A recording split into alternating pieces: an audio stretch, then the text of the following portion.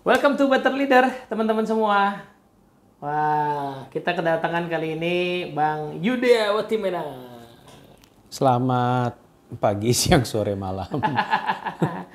Udah, apa kabar Bang? Baik, alhamdulillah. Lo gimana? Saya sibuk banget ya ini. Kebetulan aja sih lagi ada satu proyek yang dikerjain. Asik. Alhamdulillah loh bro, karena kan kebanyakan di bulan puasa orang itu menghentikan kegiatan ya, fokus kepada ibadah biasanya. Alhamdulillah sih sekarang. Sombong banget sih, kita mesti nganggur aja nih.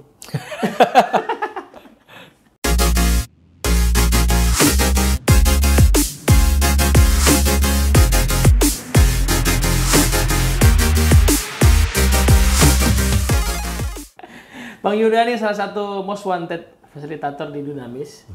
Wah, Terlalu melebihkan ini. Enggak lah, punya beberapa keunggulan lah ya.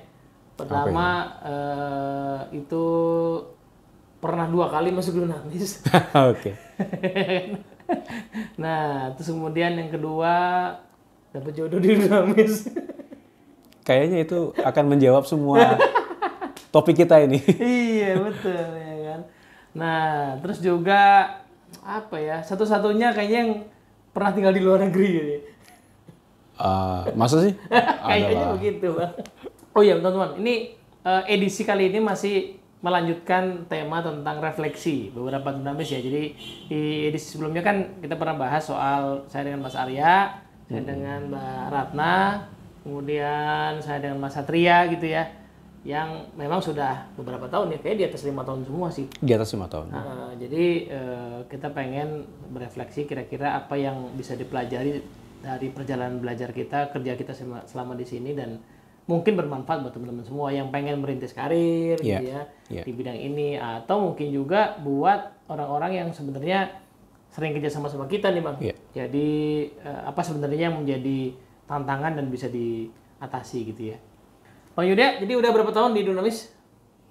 7-8 tahun sih. 7-8 tahun? Sekitar segitu. Itu akumulasi ya? Akumulasi.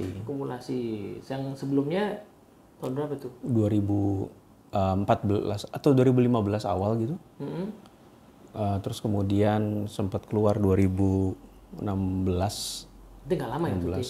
Nggak lama sih, nggak lama. Terus gabung lagi 2019 akhir. Karena dapat jodohnya bukan yang pertama itu. Iya bukan. Belum ada yang mengikat. Oke, jadi in total 8 tahun di Dunamis. Mungkin 8 tahun. Sekitar 7-8 tahun Dunamis. Cukup panjang dan kayaknya lumayan betah ya. Oh ya, alhamdulillah sih, alhamdulillah. Nah, betah. Nah, kalau sebelumnya boleh cerita dikit Bang, di fase-fase karir yang lalu tuh iya. Di bidang apa aja gitu? Sebenarnya awal-awalnya itu bukan yang berhubungan sama hubungan dengan manusia gini, enggak sih. Wih. Enggak, justru lebih kepada hal yang sifatnya teknis industri lah gitu ya. Tapi yang seru tuh begini, waktu gua ada di sebuah posisi gitu ya, bukan di Dunamis, masih muda, masih belum nikah gitu. Setiap ada MT yang masuk gitu ya, ada trainee yang masuk, itu selalu ke tempatnya saya gitu.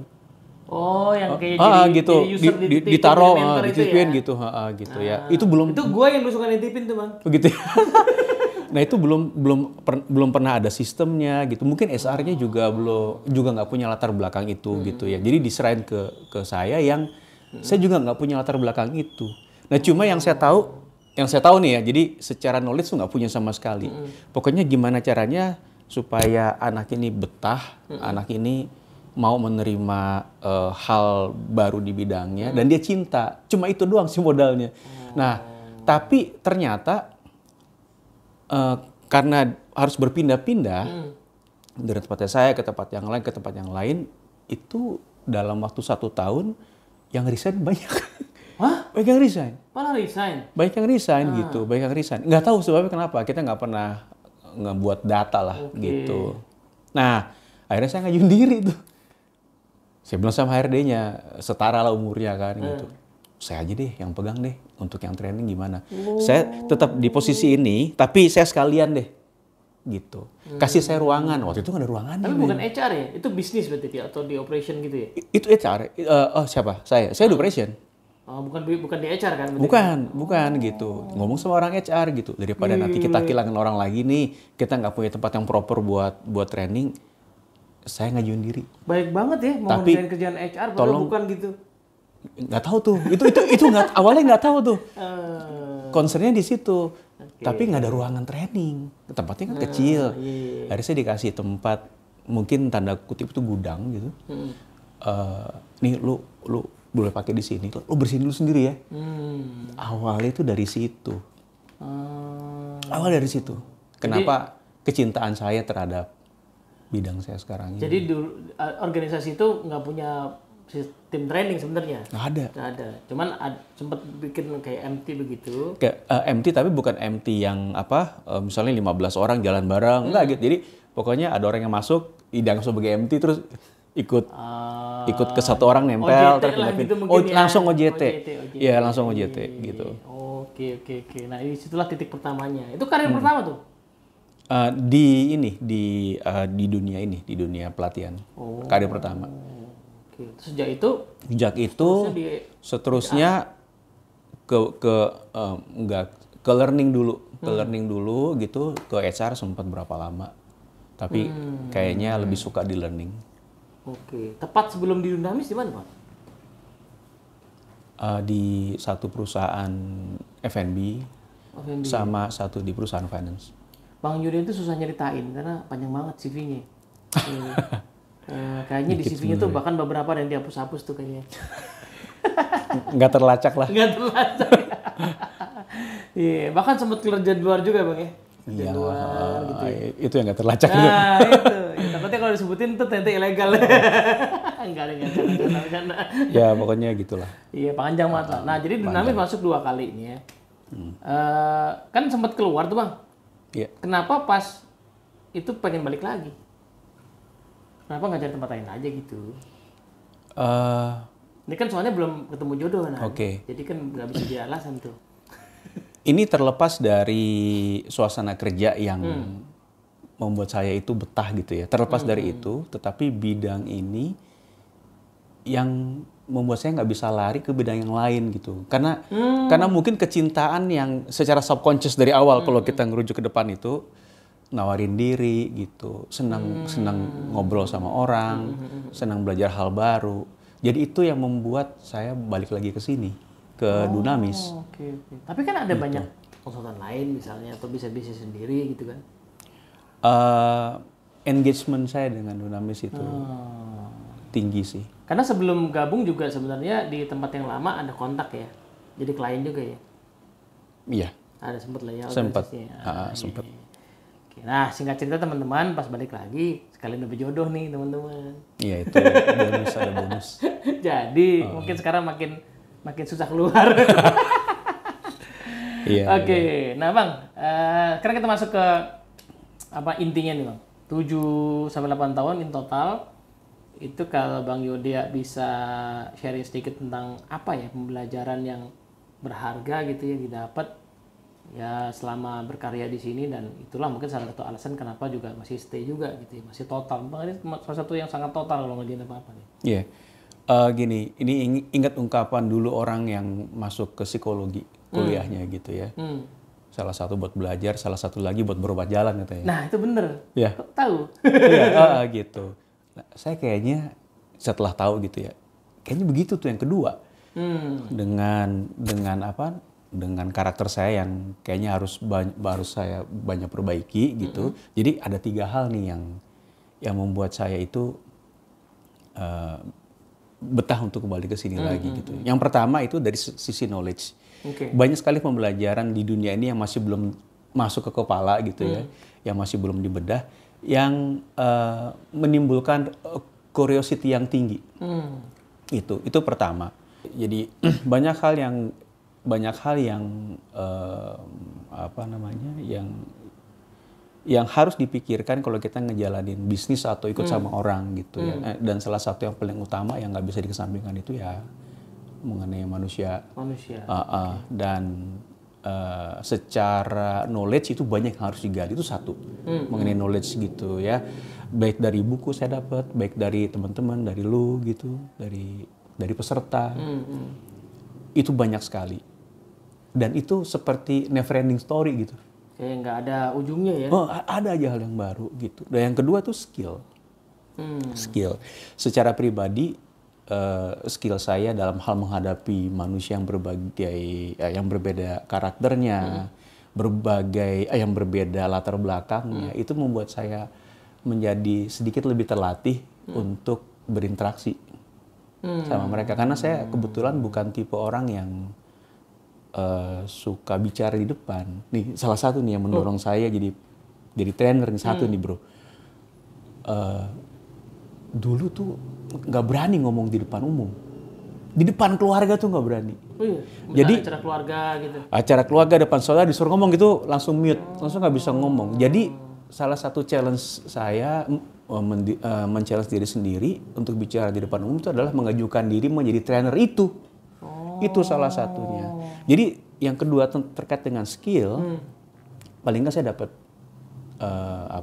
banyak sekali tips. Jadi terlatih ya. Jadi terlatih. Masuk ke bidang ini tadi salah satu area yang dianggap kekurangan tuh jadi terlatih ya. Iya gitu, jadi terlatih bicara di depan 10 orang, 20 orang, 100 orang. Sekarang jadi lebih punya skill lah. Gitu. Oke. Nah, yang ketiga sih dari sisi desire gitu. Desire. Gimana tuh? Desire itu kalau saya bicara mengenai pengembangan manusia, bicara mengenai teknologi yang berhubungan dengan dengan manusia gitu ya, pengembangan manusia, itu saya senang banget. Jadi kalau lagi capek tidur gitu, terus kalau lagi browsing ketemu artikel itu atau lagi lihat podcast yang berhubungan dengan itu tinggi banget. Oke. Padahal punya hobi lain kan, mesin, mobil. Tapi kok manusia pernah jadi desire? Gini, kalau mesin mobil itu kan fix ya. Ini kan variabel ya kalau manusia gitu. Jadi dua hal yang berbeda tapi saya suka dua-duanya sih. Itu benar kayak gitu. Aku nggak nyangka jawaban yang terakhir tadi tuh ya. Gitu. Karena selama ini aku pikir Bang Yudi tuh hobinya mesin, mobil. Ternyata justru desire-nya adalah segala hal yang berhubungan dengan manusia gitu. Iya. Ya gitu sih, gitu. Desire itu yang membuat saya masih tetap bertahan di sini untuk terus bisa menggali dua hal tadi, knowledge sama skill. Iya. Desire-nya basicnya, kemudian ya karena terus-terusan dapat knowledge yang kayaknya nggak ada ujungnya gitu ya. Iya. Dan skill sebagai fasilitator juga terlatih gitu Bang. Iya, jadi terlatih gitu. Oke. Nah, Bang Yudia kan 7 tahun, 8 tahun di sini, tapi kan tadi di dunia kan panjang, termasuk tadi titik awalnya pas nawarin diri tadi ya, itu udah panjang lah ya. Makanya nggak usah disebutin tahunnya Bang ya. Takutnya ketahuan banget gitu. Banget lah. Waktu itu Michael Jackson masih hidup. Nah, ini banyak orang kan pengen terjun ke dunia ini juga Bang ya, pengen jadi trainer, konsultan, fasilitator gitu ya, apapun namanya. Nah, kalau Bang Yuda bisa kasih tips atau mungkin saran dari pengalaman Yuda deh, apa sih yang perlu dibangun atau disiapin gitu Bang? Yang pertama sih kesiapan diri dulu gitu. Jangan sampai mengikuti sesuatu tetapi karena dorongan dari orang lain. Gitu. Karena kalau enggak nanti pada waktu melewati titik yang terendah dia gampang nyerah biasanya. Nah, sementara kok jadi fasilitator itu tantangannya kan banyak ya, bukan hanya tentang penguasaan materi aja gitu, tapi juga tentang klien kita sendiri atau rekan kerja kita sendiri, maupun juga dengan teknologi yang harus kita kuasai. Jadi pastikan itu bukan dari orang lain. Gitu. Jadi harus perlu renung, tanya diri sendiri, kira-kira kalau saya mau jadi fasilitator ini cocok apa enggak ya gitu. Saya pengen jadi fasilitator cuma karena ingin dilihat orang. Nah, itu dia tuh ya. Atau memang saya ingin mengabdi gitu. Apakah karena pengen kelihatan keren gitu ya? Atau pengen kelihatan keren gitu. Atau pengen mengabdi tadi itu ya? Iya gitu. Itu dua hal yang berbeda kan. Karena itu kita bicara pelayanan sebenarnya. Yang dibutuhkan lebih kayak mengabdi apa yang mana Bang? Yang ngabdi sih. Yang ngabdi lo dan harus mau mengorbankan waktu untuk membuat orang lain itu bisa mendapatkan solusi baik pribadi maupun juga tentang pekerjaannya. Karena kan pada dasarnya ya namanya mungkin fasilitator, trainer, tapi sebenarnya pada dasarnya sama aja dengan guru ya. Guru kan sebenarnya bukan tanggung jawab bukan mendeliver materi aja, tapi orang paham nggak, bisa pakai nggak gitu ya Bang maksudnya. Kadang ada effort lebih yang memang butuh kita lakukan. Iya. Oh iya, sama satu lagi itu sabar. Itu value yang paling besar sih gitu.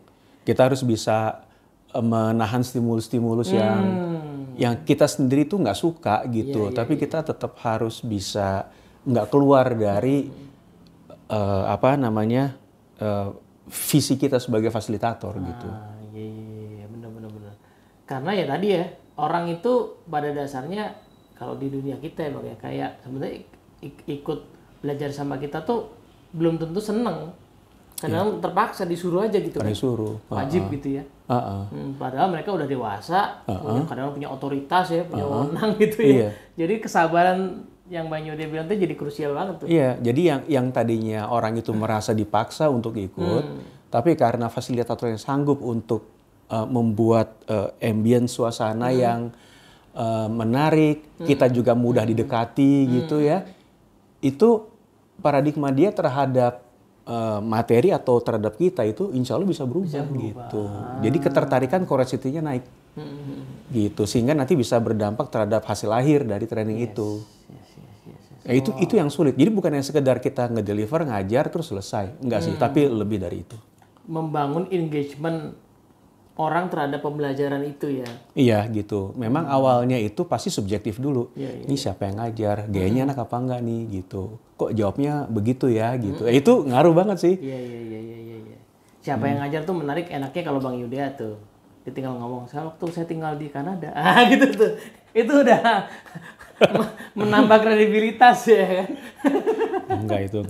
Itu kayak nggak pernah dipakai sih. Ada waktu itu pernah sih. Oke.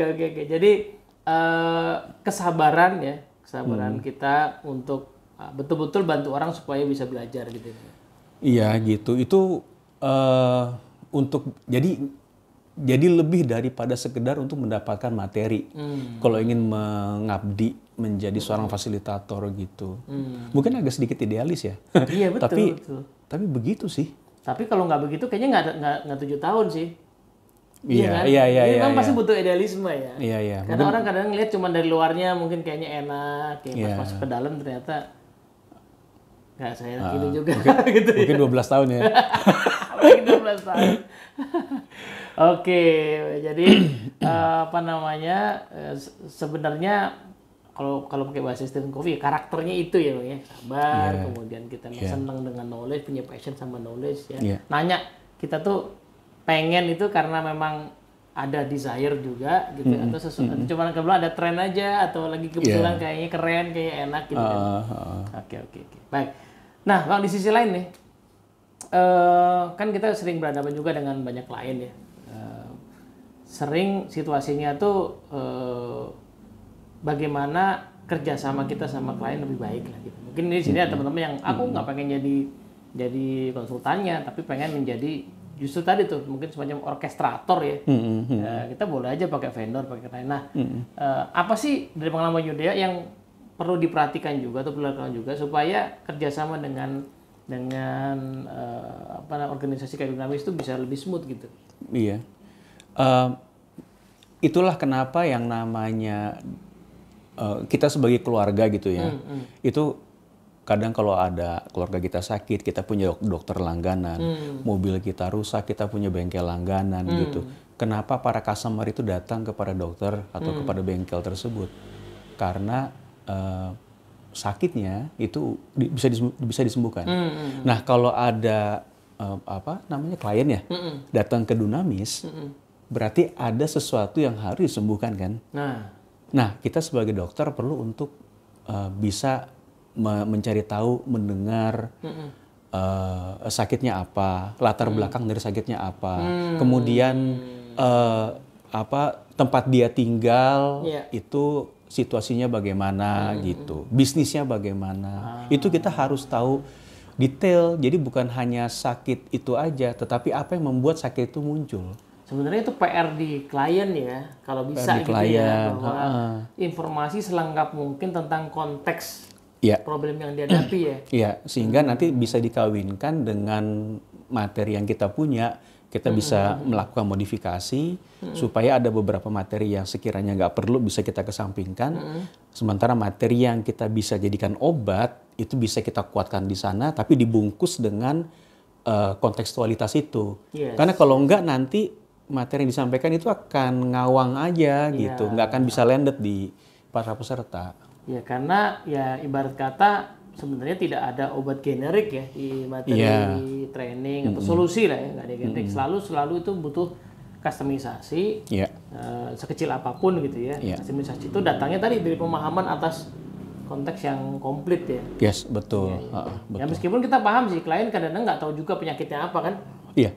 Oleh karena itu perlu kemampuan yang jeli dari seorang fasilitator untuk menggali dan membuat pertanyaan-pertanyaan yang nanti akan bisa mengeluarkan jawaban yang kita butuhkan. Iya, betul. Nah, cuman lebih bagus lagi kalau sebagai klien juga sebenarnya pas kita mau kerja sama nih juga paham juga situasinya kan? Iya. Kan? Sehingga nggak memberikan informasi yang nantinya bias. Begitu nanti sampai di kelasnya berjalan, ini kok nggak cocok sama yang kita butuhkan ya. Nah, itu jadi nggak pas. Ini nggak kejadian di Dinamis sih, tapi kejadian di teman kita bang, di kantor yang lama katanya, di konsultan yang lama pernah kejadian. Jadi dia udah datang ke hari H ke sebuah acara gitu ya, acaranya mungkin nggak di kantornya, klien lah di tempat lain. Dia udah siap dengan kelas gitu ya, in class gitu, kelas dalam ruangan. Ternyata peserta itu ngehnya itu acara outbound bang. Waduh, berarti persiapan mentalnya beda di awal ya. Iya.